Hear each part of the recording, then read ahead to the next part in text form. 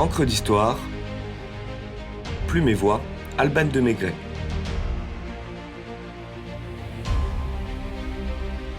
Antoine Parmentier, bienfaiteur de l'humanité.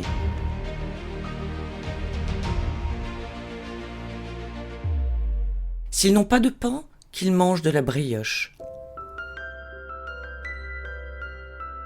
Ces mots condescendants et féroces, attribués à Marie-Antoinette en réponse au peuple affamé, tiennent évidemment de la légende. Le couple royal semble bien au contraire avoir contribué à la recherche d'aliments économiques et nourrissants, grâce notamment à la ruse d'un homme, Antoine-Augustin Parmentier. Originaire de la Somme, Antoine Parmentier est sommé d'entrer très jeune en apprentissage après la mort de son père.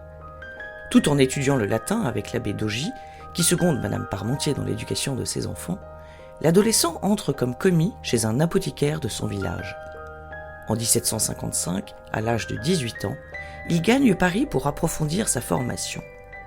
Manquant d'argent, il lui est impossible d'ouvrir sa propre officine, aussi s'enrôle-t-il comme apothicaire sous aide dans l'armée de Louis XV qui opère en Prusse contre l'empereur Frédéric II dans le cadre de la guerre de 7 ans.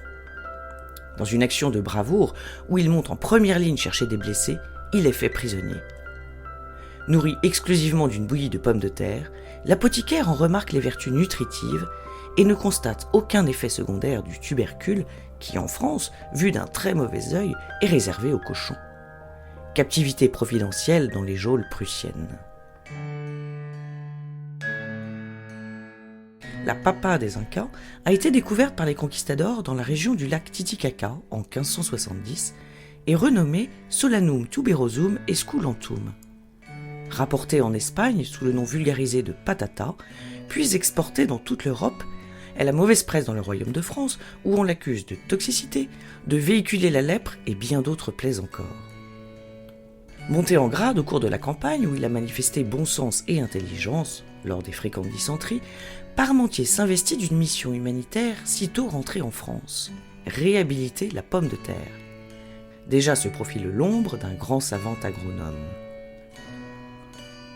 C'est dans la pharmacie de l'Hôtel des Invalides qu'il entreprend ses premières recherches sur les cultures végétales alimentaires en général et la composition chimique de la pomme de terre en particulier. Il organise des dîners et convie des hôtes de marque tels Antoine Lavoisier ou Benjamin Franklin pour leur faire goûter son pain de pomme de terre.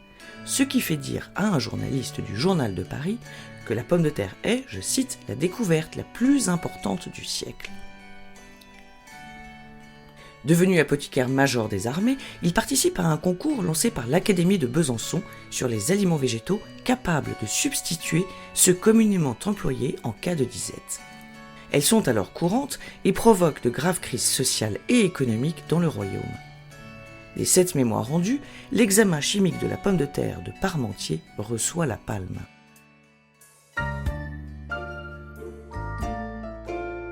Le lauréat continue sa croisade pour la pomme de terre qu'il affirme pouvoir pousser partout, y compris dans les sols pauvres, mais défend également les qualités nutritives d'autres végétaux comme la châtaigne ou le maïs.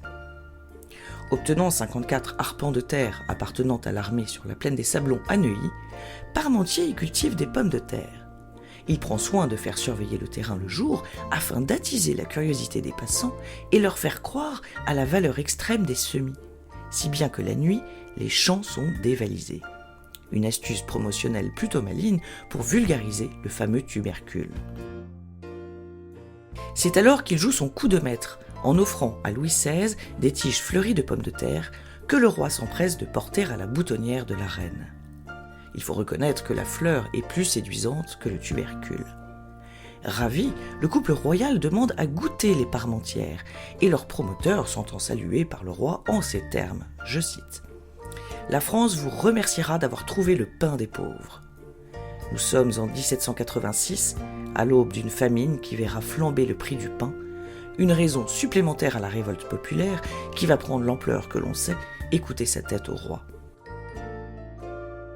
Parmentier acquiert un rôle de plus en plus prédominant dans tout ce qui concerne les questions alimentaires auprès du Comité de salut public, de la Société d'agriculture, du Collège de pharmacie, de l'École de boulangerie, de l'Académie des sciences, et j'en passe. Sans pour autant cesser ses missions dans l'armée.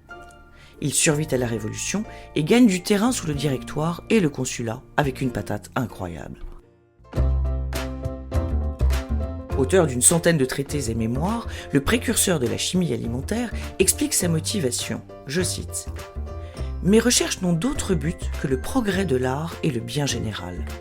La nourriture du peuple est ma sollicitude, mon vœu, c'est d'en améliorer la qualité et d'en diminuer le prix. » Dans cette optique, il préconise la conservation par le froid, pratique une médecine préventive par une alimentation saine, généralise le vaccin antivariolique dans l'armée, lutte contre les épidémies, et enfin suggère à Benjamin Delessert, pour remédier à la pénurie du sucre de canne, d'extraire du sirop de betterave ou de raisin. Je vous invite à réécouter l'épisode 90 d'Encre d'Histoire, Benjamin Delessert, philanthrope, baron du sucre.